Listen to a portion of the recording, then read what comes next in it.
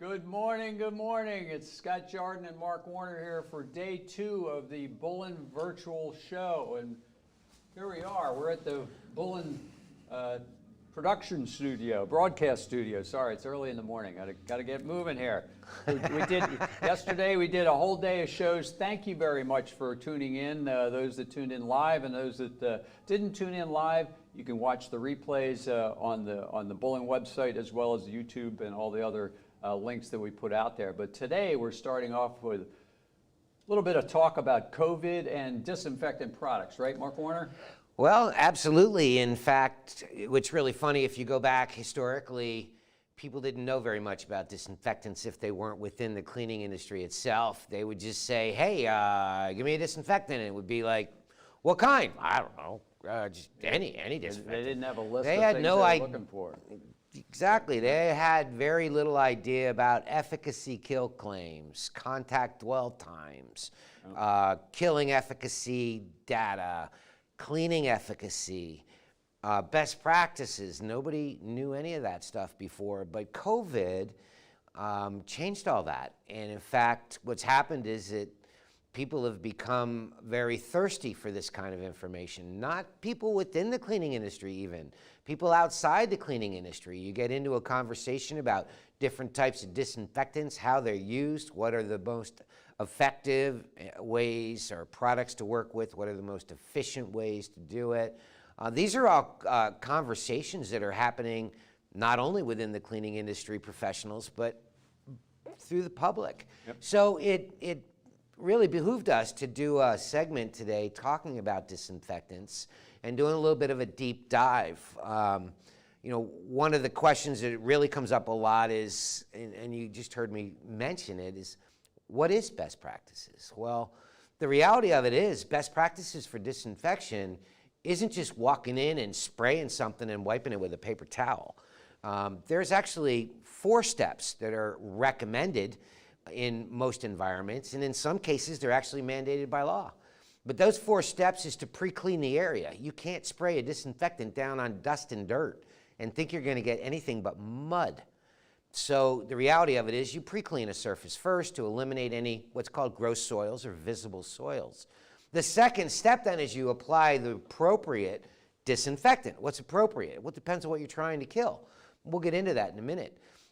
But that, not only do you apply it, but you have to apply it at a level where it's going to stay wet long enough to have contact time to be able to either inactivate a virus or to kill bacteria. So it's not like just hitting it with a mist like you might with a window cleaner.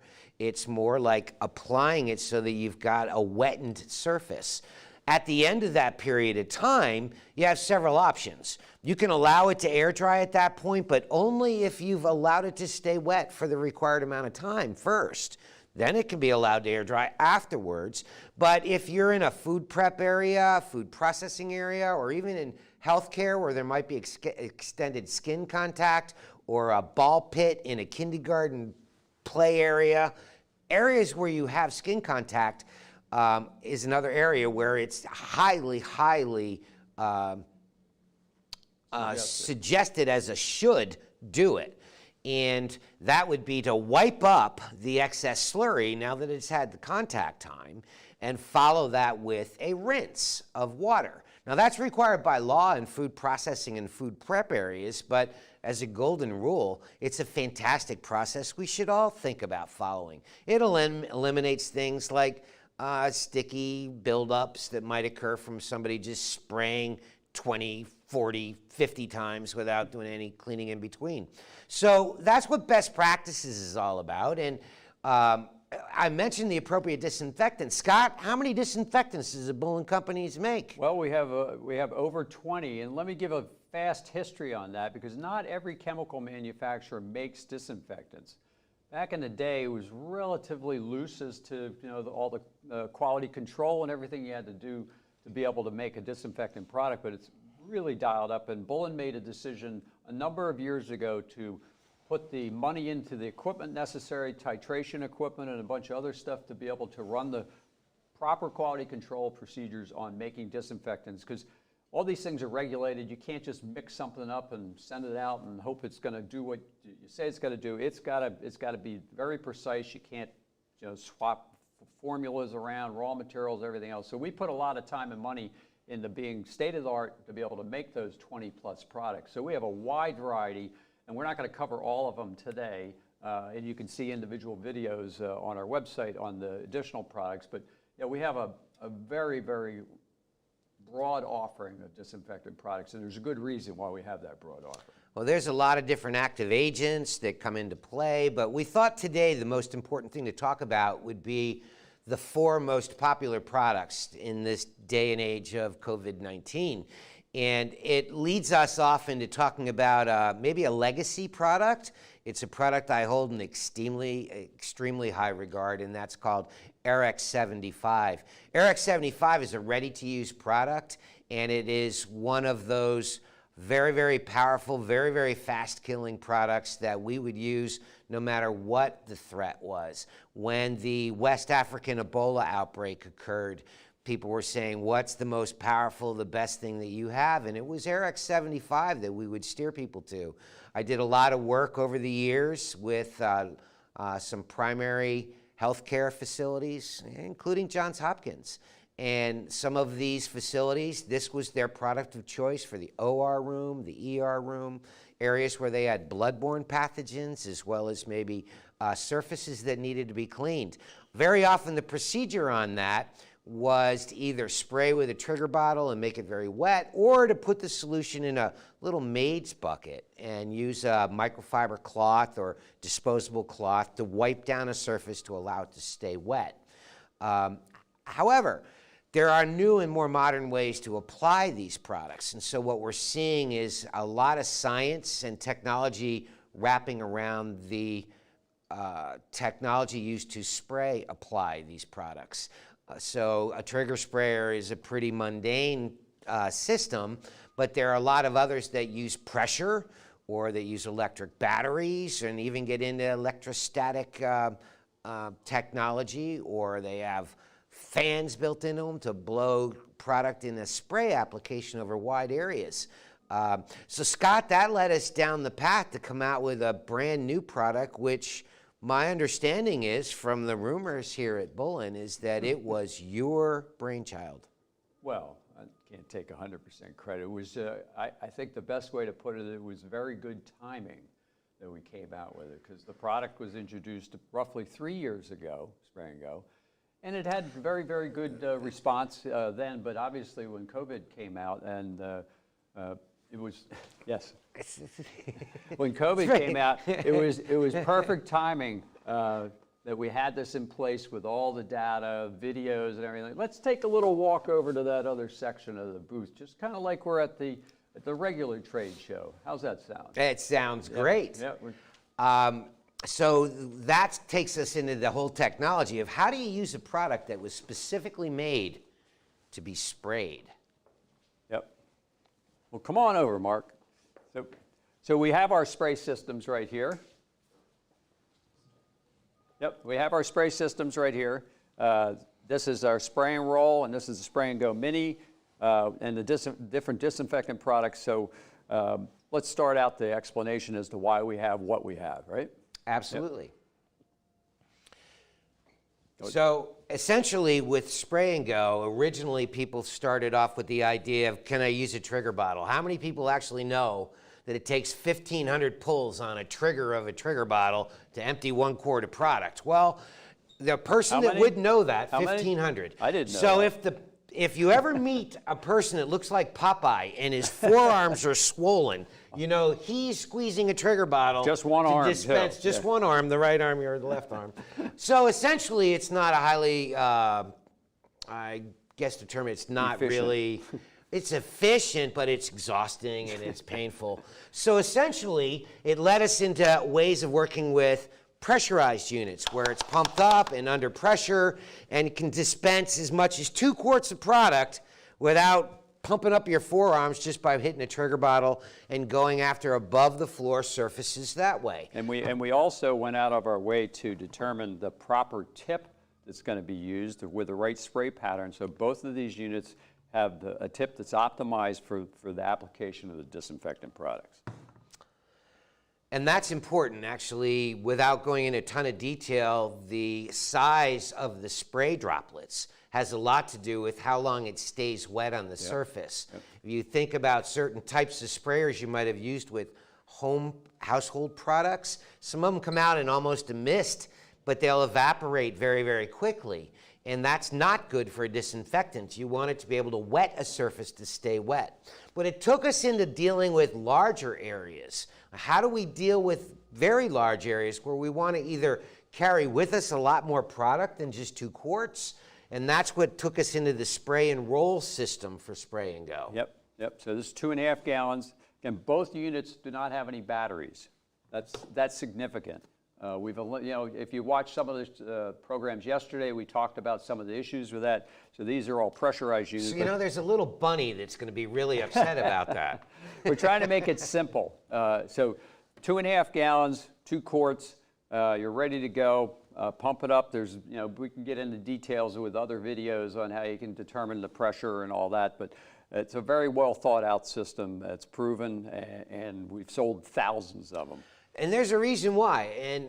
But before I tell you one of the primary reasons why these have become so incredibly popular, let me tell you where it's really evolved from beyond that. There's units out there that run between $3,000 and $6,000 a piece, which are electrostatic, built on principles that were developed back when electrostatic painting was initially developed for painting cars and motorcycles and so on. That technology has evolved into disinfectants, and it becomes a way of going after areas with fans built into howitzer cannons, and it actually works on wrap by electrically charging the solution. But the problem is that not every facility, not every organization wants to drop $3,000 to $6,000 per unit to try to build enough units to staff their team to be able to do it. And what that's led them to is an alternative method that would be as effective, but at a far lower price point. And the price point on being able to use this equipment has made this so extremely popular. And extremely reliable because there's no Well, the battery doesn't go dead. Yes, you don't have to have a plug. There is no battery. Yep. So let's get into a couple of the products as we have a short So that was time spray and go and 75, which we've talked about. But one of the things that comes up very often is that all I need? Well, a spray application of a ready-to-use product is ideal for above-the-floor surfaces, for doing chairs and tabletops and countertops and walls and so on, door handles and other touch points. But when it comes to taking care of the floor, it's not necessarily cost-effective to use a ready-to-use product sold by the gallon and use that to fill up an automatic floor scrubber or a 4-gallon mop bucket. We would love it, but yes, it's not the most efficient way to do it, and there's some other things to think about. So one of the things that we've been asked about is what is a sister product that would go along with this with our floor care for our high gloss hospital floors or our pristine looking floors in our retail establishments. And that led us to a product called 44 Ace. A 44 Ace, that's this, is a pH neutral product, yet it's got the kill claims for the SARS-CoV-2 virus. It requires a little bit more stay wet time than these more aggressive products. However, it's not corrosive in any way or damaging in any way to high gloss floors, and that becomes a distinct advantage. However, Scott, as you know, there are some floors that end up with high soil loads. So we have 2 versions of 44. We have the ACE, which is the neutral, and HDQ, which is a alkaline version of the 44 ACE product. And that's better for areas where you need a little bit better cleaning ability for those soil loads and things like that, like dog runs and kennels, trash areas. My kids' bedrooms. So we've kind of got both of them are 2 ounces per gallon, same kill claims, but one's a little bit better for those heavy soil loads versus the one that's better for your high gloss floors. But both for those large area applications versus the 75. So that's been really a lot of the conversation that has happened is that there's a hand and glove kind of combination between a product that might be used very effectively above the floor on touch points and other areas that are potential reservoirs of pathogens. However, for floor care, a lot of people are looking for a cost-effective, highly efficient way to go after it, and yet still have the what's called efficacy to go after killing the germs, and the cleaning efficacy to go after the soil loads, dependent on how much is there. So keeping in mind that we have 20 plus disinfectants to choose from in the line, each one has a specific niche, just like we just talked about with the 75, the 44 HDQ. So in closing, well, there's a marriage we want to talk about. Yep, go ahead. There's a marriage. So just because we have the world's best disinfectants here doesn't mean automatically everybody's successful in disinfecting. Why is that? Because there's a marriage between having the proper tools and having the proper knowledge. And so just as we spoke about best practices, you now know them, but very many people that are out there doing cleaning and disinfecting don't. And so we are on a campaign to spread the education and knowledge of proper use of disinfectants, so that somebody that has a state-of-the-art disinfectant and the proper knowledge of how to use it can be guaranteed to be successful in achieving a disinfected surface. And we talked about that yesterday. Mark did all the talking yesterday because it was about cleaning standards, of which he's an expert in the field, and that was one of the top watched products yesterday, or shows we produced yesterday. Thank you. So if you haven't seen that one, it's on the webpage where you can view the previous day's shows. So I think we covered a lot of stuff in a very short period of time. There's a lot more to cover as far as disinfectants, but more information is on the website. So I think that's it for this segment. Thank you for joining us. We really hope that this was not just informative, but educational and maybe a little entertaining. So that's our goal. And we got to the other end of the booth. Exactly. Just like you're at the show.